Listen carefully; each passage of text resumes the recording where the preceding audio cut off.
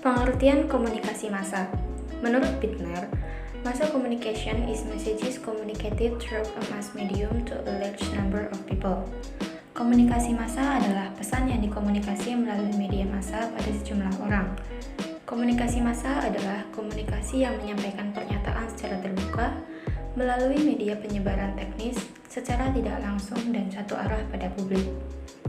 Menurut Gardner, komunikasi massa adalah produksi dan distribusi yang berlandaskan teknologi dan lembaga dari arus pesan yang kontinu serta paling luas dimiliki orang dalam masyarakat industri. Dari pengertian di atas, maka definisi komunikasi massa adalah jenis komunikasi yang ditujukan kepada sejumlah khalayak yang tersebar, heterogen, dan anonim melalui media cetak serentak dan sesaat. Ciri-ciri komunikasi massa. Ciri komunikasi massa adalah komunikasi yang menggunakan media massa, baik media audiovisual maupun media cetak.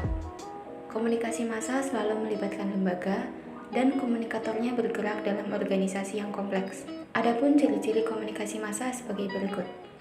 A. Pesan bersifat umum. Komunikasi massa bersifat terbuka. Artinya, komunikasi massa itu ditunjukkan untuk semua orang dan tidak ditunjukkan untuk sekelompok orang tertentu. Pesan komunikasi massa dapat berupa fakta, peristiwa, atau opini. B. Komunikannya anonim dan heterogen. Dalam komunikasi massa, komunikatornya tidak mengenal komunikan atau anonim, karena komunikasinya menggunakan media dan tidak tatap muka secara langsung. Di samping anonim, komunikan komunikasi massa adalah heterogen, karena terdiri dari berbagai lapisan masyarakat yang berbeda, yang dapat dikelompokkan berdasarkan faktor usia, jenis kelamin, pendidikan, pekerjaan, latar belakang budaya, agama, dan tingkat ekonomi. C. Media massa menimbulkan keserempakan. Effendi 1981 mengartikan keserempakan media massa itu sebagai keserempakan kontak dengan sejumlah besar penduduk dari jarak yang jauh dari komunikator, dan penduduk tersebut satu sama lainnya berada dalam keadaan terpisah. D. Komunikasi lebih mengutamakan isi daripada hubungan. Salah satu prinsip komunikasi mempunyai dimensi isi dan dimensi hubungan. Dimensi isi menunjukkan muatan atau isi komunikasi, yaitu apa yang dikatakan dan apa yang dilakukan. Sedangkan dimensi hubungan menunjukkan bagaimana cara mengatakannya, yang juga mengisyaratkan bagaimana hubungan para peserta komunikasi itu. E. Komunikasi massa yang bersifat satu arah. Selain ada ciri yang merupakan keunggulan komunikasi massa, ada juga ciri komunikasi massa yang merupakan kelemahannya. Karena komunikasinya melalui media massa yang bersifat satu arah, maka komunikatornya dan komunikannya tidak dapat melakukan kontak secara langsung. F. Stimulasi alat indera yang terbatas. Dalam komunikasi massa, stimulasi alat indera bergantung pada jenis media massa. Pada surat kabar dan majalah, pembaca hanya melihat. Pada radio siaran dan rekaman auditif, audiens hanya mendengar. Sedangkan pada media televisi dan film, audiens menggunakan indera penglihatan dan pendengaran. G. Umpan balik tertunda dan tidak langsung. Umpan balik sebagai respon mempunyai volume yang tidak terbatas. Artinya, komunikasi massa tidak dapat dengan segera mengetahui reaksi khalayak terhadap pesan yang disampaikannya. Tanggapan khalayak atau audiens bisa diterima lewat telepon, email, Twitter, dan Facebook. Dengan demikian, proses penyampaian feedback komunikasi massa bersifat indirect.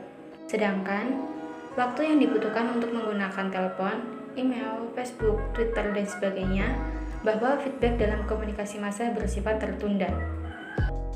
Fungsi komunikasi massa. Komunikasi massa adalah salah satu aktivitas sosial yang berfungsi di masyarakat.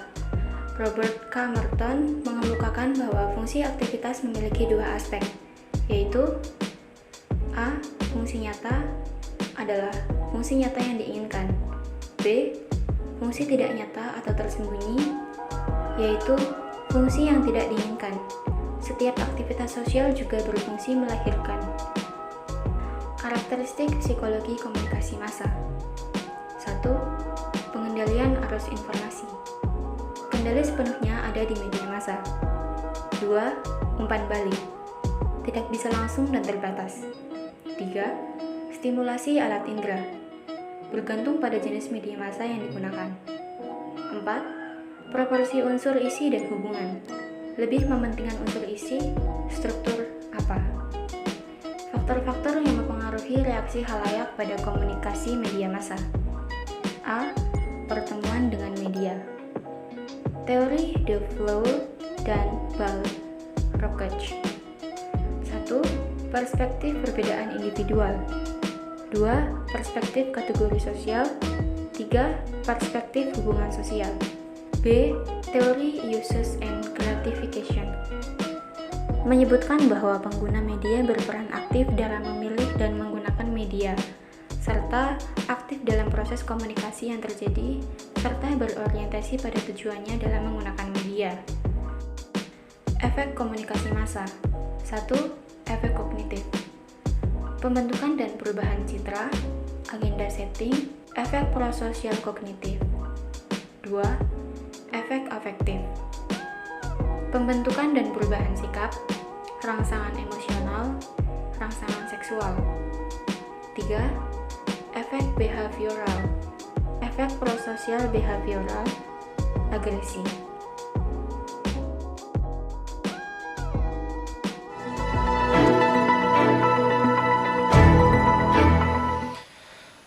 Halo, saya Raja Digantara, saya dari Gunadarma News. Informasi berikut ini adalah informasi yang baru saja kita dapatkan dari lapangan. Kelompok mahasiswa 505 Gunadarma melakukan aksi untuk menolak RUU KPK pada tanggal 24 September 2019.